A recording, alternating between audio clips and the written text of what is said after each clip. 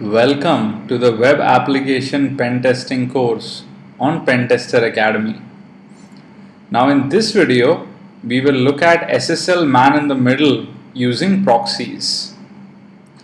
Now in the last lesson, we were really talking about how do we peer into an HTTPS connection.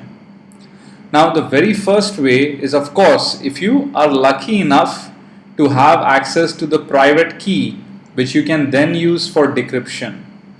Now this is almost going to be never the case unless you pretty much have administrative control over the server or have somehow managed to get the private key from the server itself, maybe by exploiting some other loophole. Now once you have the private key, you can very easily decrypt the HTTPS traffic using Wireshark or a variety of other tools. Have a look at the challenges in the Web Application Pen Test Challenge on decrypting SSL traffic to take a look at how this can be done. Now, the second option, of course, is to do a man-in-the-middle attack using a self-signed certificate, which is really what we are going to do in this video.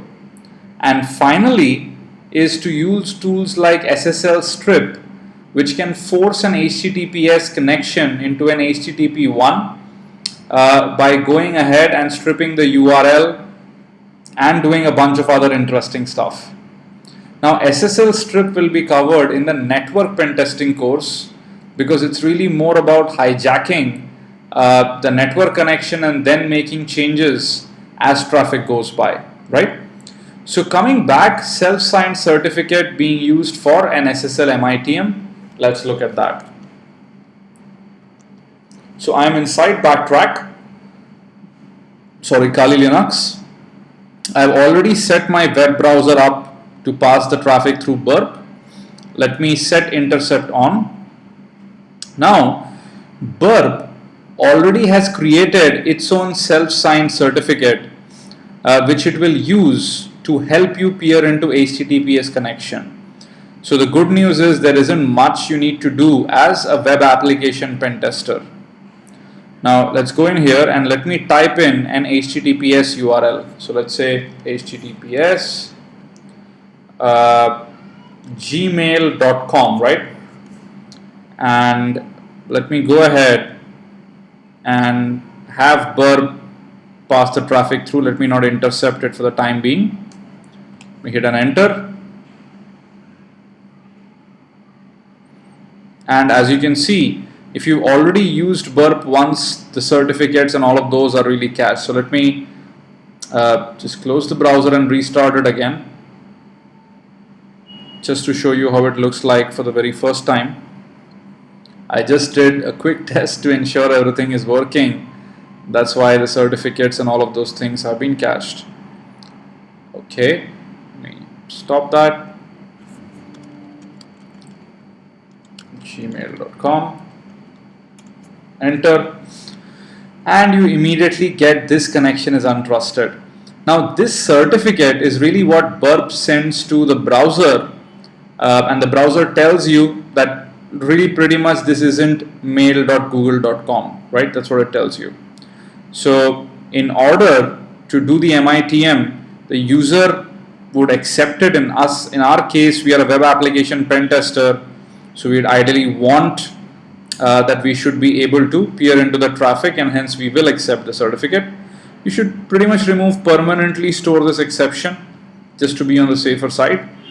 And if you wanted to use the look at the certificate, click on view, and you can see that Portswigger is really the organization. They are the creators of burp, and this certificate is pretty much of them. Right? So let me click on confirm security exception.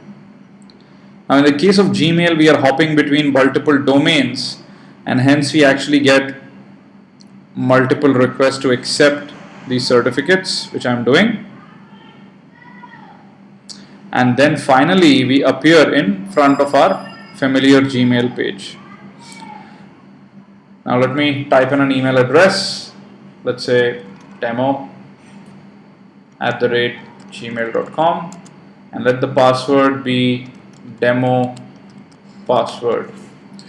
Now let me intercept the request by turning this on. Let me click sign in. Burp lights up, and this is really the first request which goes through. You can see it's for /mail. We can clearly see the email, but I'm not able to see the password. Let me forward this. And then there is a post request to service login auth. Interesting.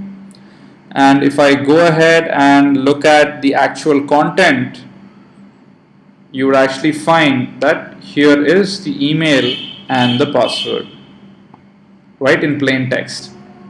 So email is demo@gmail.com and password is demo password. And really guys, this is how simple it can become to do an SSL man-in-the-middle attack, with which now you can peer into the entire HTTPS traffic. Of course, the password is wrong and hence we get an error. The HTTPS traffic of any website or any URL you are trying to penetration test. Right? Now in the network pen testing course, I'll show you how you can create your own certificate and go ahead and do an MITM from the absolute grassroots level. But from a web application pen test perspective, I think Burp and many of these other application proxies pretty much allow you to do man-in-the-middle attacks out of the box, right? And I would highly recommend using them rather than creating your own network MITM based solution. So that's all for this video. You can try sending the SSL traffic through various websites and see which ones are sending the username and password in plain text. There are some of them which may even send hashes of the password, of course, which are just as insecure depending on how the hashes are stored and how they were created. So anyway, play around with it. That's all for Pen Tester Academy. And if you like what we do, I would really be thankful, and I would really appreciate if you can recommend us to your friends and colleagues in the InfoSec community. Thank you.